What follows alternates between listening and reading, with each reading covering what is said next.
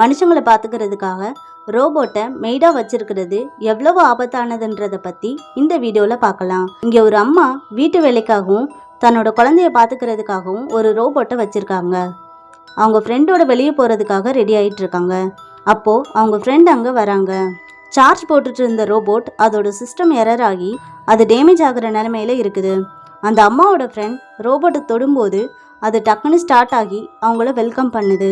அந்த அம்மா ரோபோட் கிட்ட, நான் என் ஃப்ரெண்டோட வெளியே போகிறேன், நீ வீட்டையும் குழந்தையும் பார்த்துக்கோன்னு சொல்கிறாங்க. அதுவும் சரின்னு சொல்லிட்டு வேலையை பார்க்க போகுது. வழக்கத்துக்கு மாறா ரோபோட் வித்தியாசமாக இருக்கிறத அந்த அம்மா உணர்றாங்க. போகலாமான்னு அவங்க ஃப்ரெண்டு கேட்கும்போது, நான் போய் என் குழந்தைய பார்த்துட்டு வரேன்னு சொல்லிட்டு குழந்தைய போய் பார்க்குறாங்க. குழந்தை அங்கே நல்லா தூங்கிட்டு இருக்கு. அந்த அம்மா ரோபோட் கிட்ட வெளியே போயிட்டு வர்றதுக்குள்ளே நீ வேலையை முடிச்சிருன்னு சொல்கிறாங்க. ஆனால் அது கேட்காம வெஜிடபிளை கட் பண்ணிகிட்ருக்கு. அவங்க ரோபோட் கிட்ட போய் அதை கூப்பிடுறாங்க. அப்போது அந்த ரோபோட் திரும்பி இன்னைக்கு என் வேலையை நான் சிறப்பாக செய்கிறேன்னு சொல்லுது.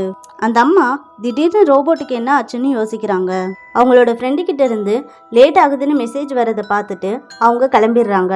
அந்த ரோபோட் அவங்க போயிட்டாங்களான்னு பார்க்குது. அப்போது குழந்தை அழுகிற சத்தம் கேட்குது. ரோபோட் அழுதுட்டு இருந்த குழந்தைய வெளியே தூக்கிட்டு போகுது.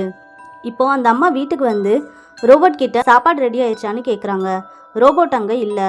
கிச்சன்ல இருந்து புகையா வருதுன்னு போய் பார்க்குறாங்க. அதை பார்த்துட்டு அந்த அம்மா கத்துறாங்க.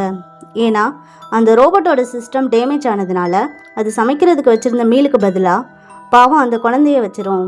என்னதான் வேலை தேவைன்னு நமக்கு நிறையா இருந்தாலும் நம்மளோட உறவுகளை நாம தான் பார்த்துக்கணும். அப்படி இல்லைன்னா இந்த மாதிரி விளைவுகளை நாம் சந்திக்கிற மாதிரி ஆயிடும்.